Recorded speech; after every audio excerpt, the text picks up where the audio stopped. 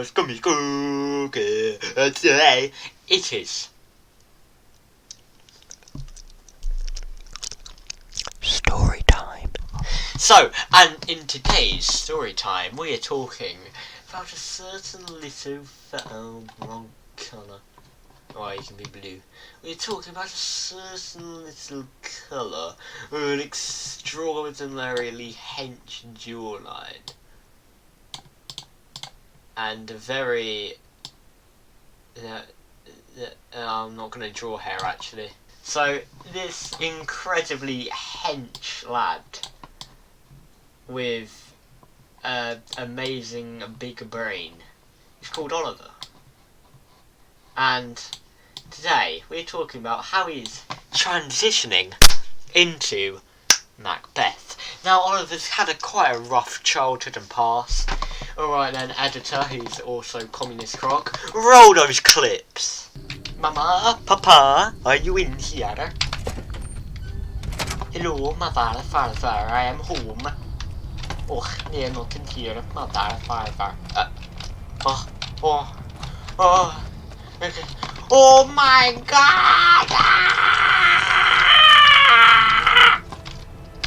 Fucking crash and die, you fucking bastard. Captain, do we have permission to take off, Captain? No, fuck yourself.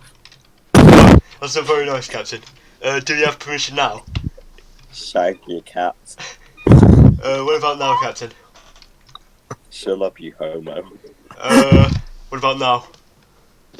No, fuck off.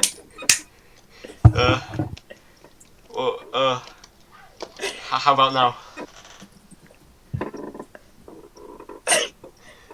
So I just had to mute my mic, I was laughing. Can we go now, Captain? Captain, can we go? I want to fly this helicopter and not crash. Wait, there's a fly in this helicopter, Captain. Fuck you anyway, Captain. I'm going off without your permission. Yeah, roach stars, yeah, okay. You just need to swim around a bit more, almost there, okay. Hello, everybody. We're going up into the Skylands. Oh, it's going well so far. Oh, Jesus. We're having a little bit of altitude, lads. Oh, it's turbulence. Lads, I'm going to crash. Oh, Jesus Christ. Oh, bloody crash, lads. So, as you can see from those clips, Oliver has had a very troubled past. But in his current situation, he's slowly becoming mad. Oh my god, he's becoming mad. Like Macbeth in Macbeth. So if you don't know about Macbeth, it's about a guy called Macbeth, and he goes through some witches, and the witches like, oh yeah man, he's gonna be King of Scotland one day, and you, Banquo, you have a lord who's with Macbeth, he suddenly won't die. Your children are gonna be kings, and Macbeth's like, bro, I wanna be king. So he kills the King of Scotland, and then like the children flee, becomes king, he's tyrannical, kills Banquo to like start a prophecy, more prophecies happen, he eventually dies because he's a bit silly. So yeah, that is how Macbeth goes. And what if I told you Oliver was transitioning into Macbeth? You wouldn't believe me. Okay, let's start it off. Now the first cause of him turning into Macbeth is, you know it, Will Barbary the bully. It's Will Barbary the bully. And he is very mean to Oliver, bullying him all the time, taking his stuff in class, bullying him about his hairline. It's not very nice of him to do. And, well, it really gets on his nerves. Like, at the back many years ago, Will Barb and Oliver were friends. They would talk to each other, they would have a laugh together, they were very good friends. But something changed as the years went on. Will Barb's became more evil, more tyrannical, like Macbeth himself. So maybe this another alternative interpretation that Will Barbary, because of his nature, he caused Oliver to change his nature. My English teacher's gonna love this. So, that could be. So he bullies him all the time. And yeah, at the start, Oliver's like, yeah, it's a joke, man. It's cool. You know, I mean, I'm quite a funny-looking person. It's fine. And then the weeks went on. The weeks turned into months, and the months turned into years, and they didn't turn into anything else. It's just that years at this point. And Oliver, it's really taking a toll on him, and here he is, and I'm getting a little bit angry with him. I'm not liking this anymore, and I mean, I don't like this. It's slowly taking a toll on his mind. It's not too big of a toll, it's just like an annoyance. We all have someone who's annoying in our lives. We just cope with them. But he's been reflecting on life as of recent. In school we learned about maths. Like that and all this. Yeah. I know how to do maths, guys. Calm down, like, that equals a thing. And then we have to learn about English and science, like goddamn titration! Geography, all those things. And the only subjects you really enjoy are ones you choose for your GCSE, which you'll think will actually help you.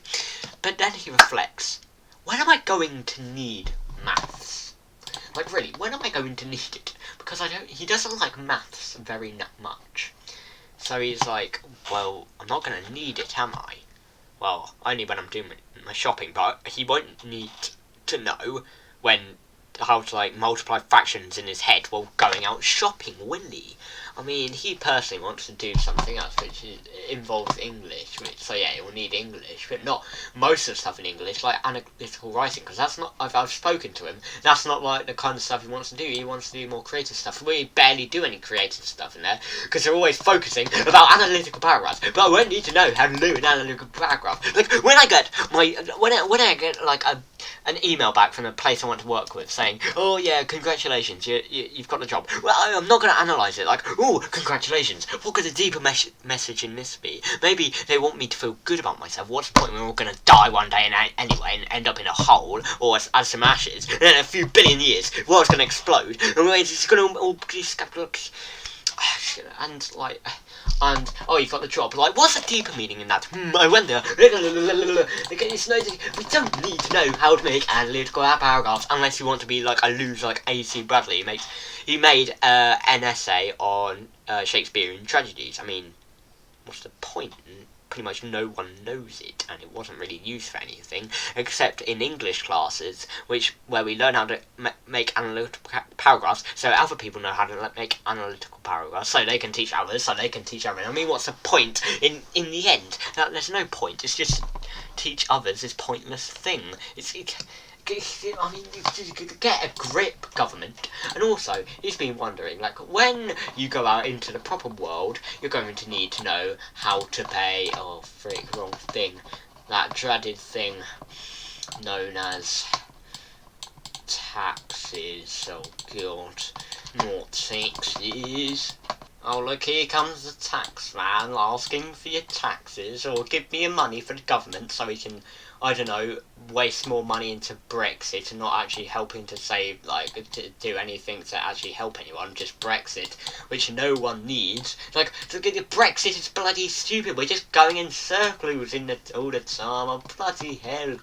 Get off me money, tax man. But they don't teach us how to pay taxes. And isn't the whole point of school to get a job so you can pay taxes for the government? And doesn't the government run the taxes? So surely they would want us to know how to pay taxes, but they don't actually teach us. And also, the whole point of school is to get a job, as I said. They don't even tell you how to do a job. It's very minor things like work experience or careers day. They don't even teach you how to apply for your job. They just give you a very, very, very, very loose idea on what you will be doing, like certain things. It's not even that good half the time. They limit it down to like a certain job, like, I don't know, banking. And like, I don't want to go into banking. Why do I need to know this? Or I have like days where people from companies and colleges and universities will come in, but they don't actually teach us anything. They just say, "Oh yeah, we're a place. Come and visit if you like." I mean, they're not really helping us, are they? I mean, it is our life here. You could like put in a little bit more effort to help us actually succeed a bit, so we can have a bit of like self-worth when we're on a deathbed. But no. As long as they're getting paid, they've really sorted out. They had to work out, because I'm pretty sure their teachers probably didn't teach them, so that's why they didn't teach us. So this is all getting him down. So in maths the other day, he wrote down on a piece of paper this, and it's quite concerning.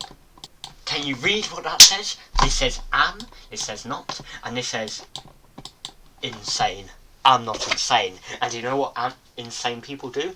They write down things saying they're not insane to like make people feel a false bit of security, so they can get close to them and kill them. Like, that's what insane people do, you know, kill people.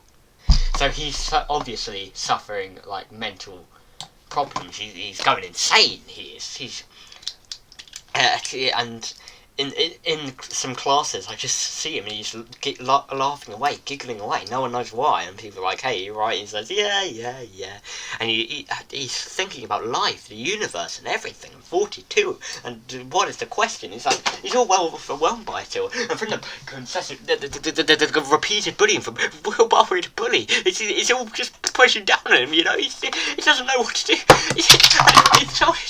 The plane and the helicopter crash, the parents.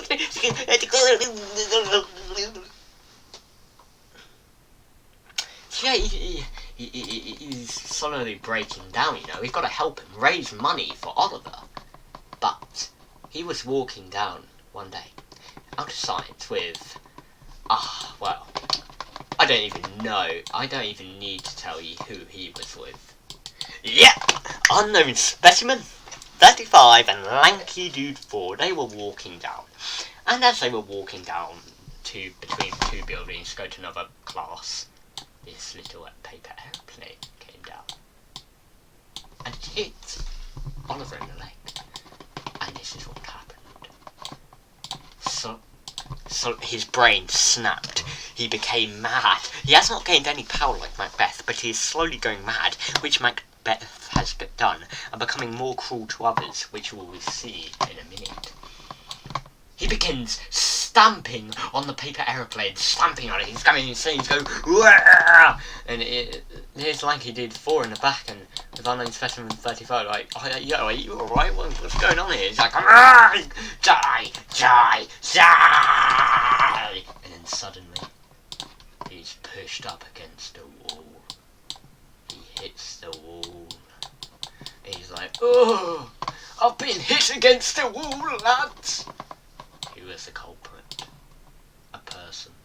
A person pushed him against the wall. He was like, haha, I pushed him against the wall. And Oliver went insane. That's it. No more time for games. You're dying today. He had a very strong intention of doing damage to him. Like Macbeth. At the start, he wouldn't have harmed anyone. He was a very loyal person to other people, and he generally liked most people. But this was it. He raged at this man, whom I shall not name, and he was like, "Uah!" And this guy was like, "Uah! Oh!" And he ran away, and he started giggling, and what do insane people do? Laugh when doing things. And he's like, bloody hell, lads, he's coming after me. I looked over Jordan, and what did I see? A band of Oliver coming after me.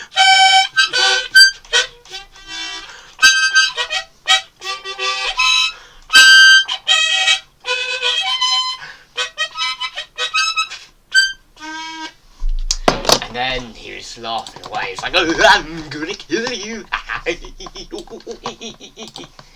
And then Lanky Dude 4 and Unknown Specimen 35 like, yo man, what you doing? Stop it.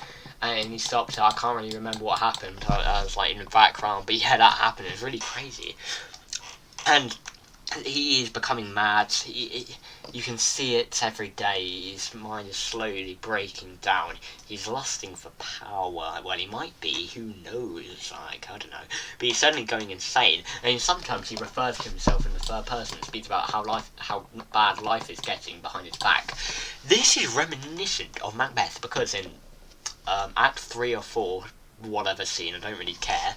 He talks to himself in the third person, representing his broken psyche, the different parts of him. So this is Oliver, so like the different parts are in the good part and the bad part speaking. Like he did trying to control dominance over the body. I mean, what is going on? He's like, I don't know what's happening, guys. What is going on? What? And that is why Oliver is slowly turning into Macbeth. I hope you enjoyed. If you did, leave a like and a comment and a subscription, maybe that would be much appreciated. I hope you enjoyed, and I will see you next time. Goodbye.